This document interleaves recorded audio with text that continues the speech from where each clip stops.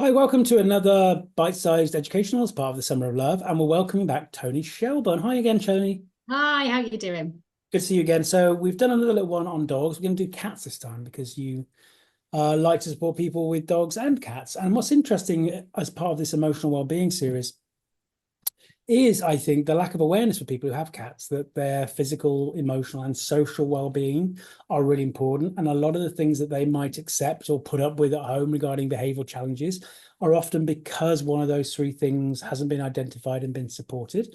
And whilst we have quite a big industry, if you like, regarding dog training and dog behavior, people think, well, yeah, my dog needs a behaviorist, a dog needs a dog trainer. That's not as understood, I don't think, with the people who have cats. Well, no, I think there are cat behaviourists out there, and being a Tellington Touch instructor, we are companion animal instructors, so not only dogs, but cats and small animals as well. So I do occasionally get to go and work with a cat, and I love working with cats, but out of all of my cases through the year, it's a tiny proportion is the cat work that I do, because I think people just seem to be able to sort of put up with any sort of behaviors with cats. You only get really called in when the behavior is upsetting or giving a negative effect to their person. So things like spraying in the house or destroying the furniture, or aggression, which seems to be something that's happening quite a lot with cats at the moment. But there are a whole host of behavioral issues and those kind of emotional problems that just get ignored with cats. And a lot of it, I think, not all of it, obviously, but a lot proportion of it comes from complete boredom sometimes because they're understimulated. They're fed in a bowl. They are maybe locked indoors all day. They don't really have enough toys. People don't do mental enrichment with them. They're just seen as animals that just sort of sit around and you cuddle them. And that's all that they're there for. But they are so intelligent. When people get into training cats, for example, you can do some amazing things with clicker training with cats and teach them all sorts of things. We do stuff with them like the Tellington Touch confidence course, and just seeing them navigate through all these elements or enjoying some contact with the body work. And then maybe adding in, hiding things for them to find, using things that we would use with dogs, snuffle mats, licky mats, getting them to go and forage, which is what they want to do, right? They just like us, sometimes it's a bit boring, and same for the dogs. You don't just want your food in a bowl. You want to kind of go and find it first. You want that dopamine hit of going and foraging and going and hunting and doing stuff. You're just not given that opportunity.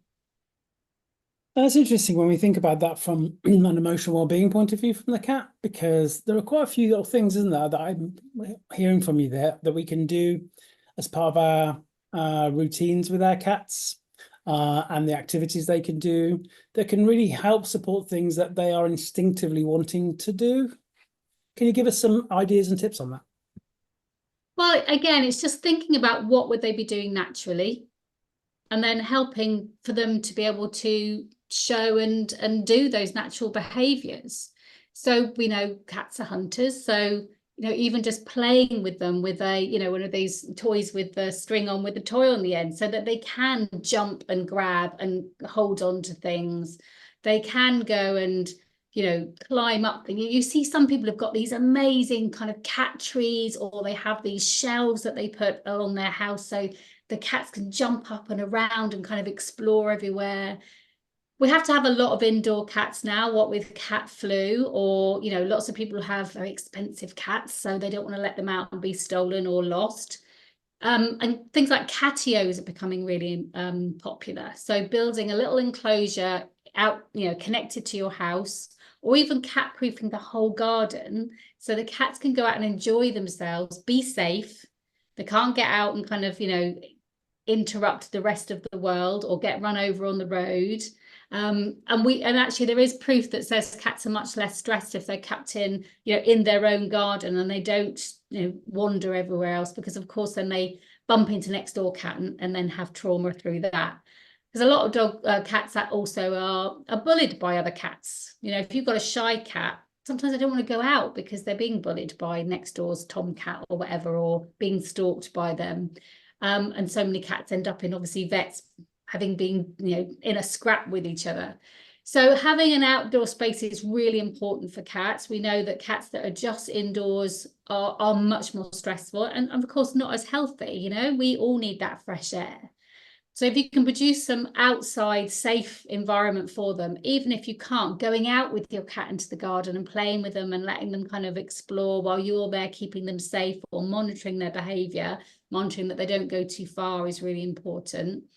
But yeah, it's just coming up with really novel ways of them being able to hunt without hunting, if you see what I mean. So they're not going out and we talk so much about these days about wildlife and birds and mice and things being decimated by cats. Well, it doesn't need to be that way, we can give them that stimulation.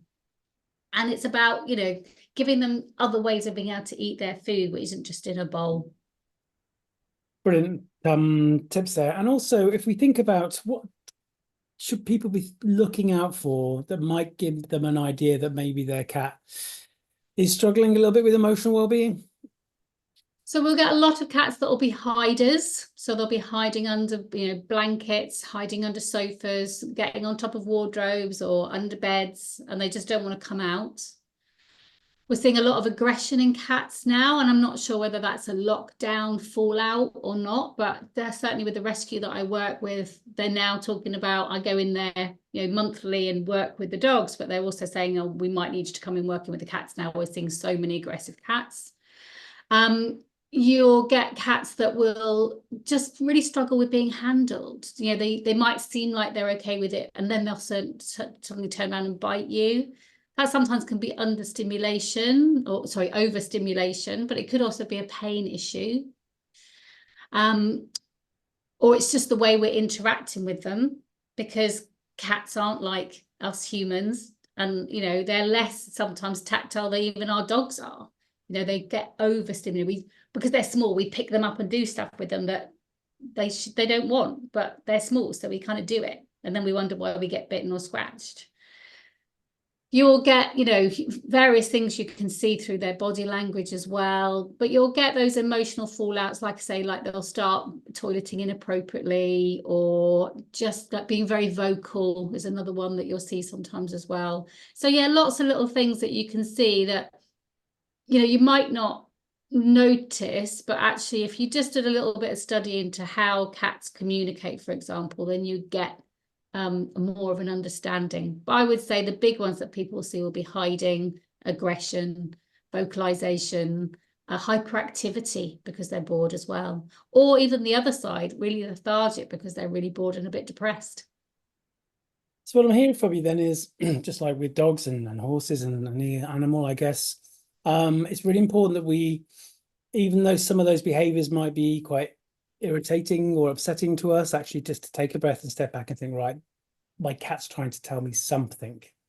And I think that's very important for us to think about regarding these things, and to understand there is help out there, because like you say, there's more and more cat behaviorists out there. It's always worth going to see your vet, especially if behaviors change quite suddenly with your cat.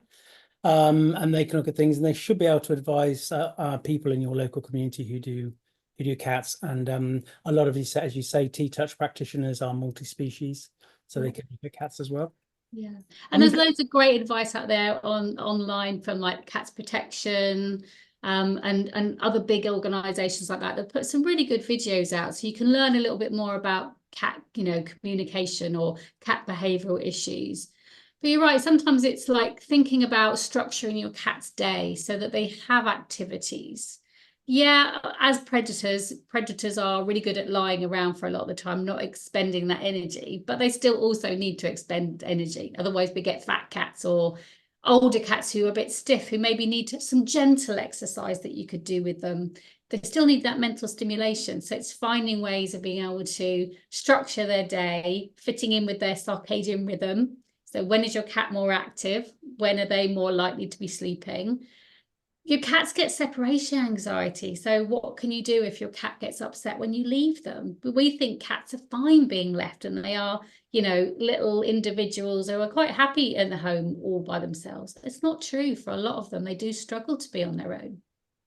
So that's idea to think about installing a bit of a cat cam then. You know, the Wi-Fi cameras that can get, they're relatively inexpensive nowadays, 30 quid maybe. You can link it up to your Wi-Fi on your phone. You can see what your cat's up to. Yeah. I think these are great bits of advice. Thank you so much, Toni. And I think it's like you say, there is a lot of good information out there. Cats Protection League, as you say, RSPCA, others. You know, you can find some good things. And actually, I find a lot of the content, if you do search cat behavioural support online, there isn't quite the muddiness that you find with dogs, where there's all sorts of stuff out there. I think with cats, it's quite good supportive things.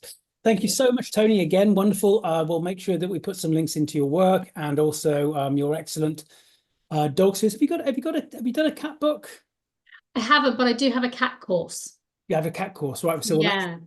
and maybe a cat book is another one to add to the series. Then that would be great. Thank you so much, Toni. Thank you, and keep an eye open for some more of these bite-sized educationals as part of our Summer of Love. Thanks, Toni. You're welcome.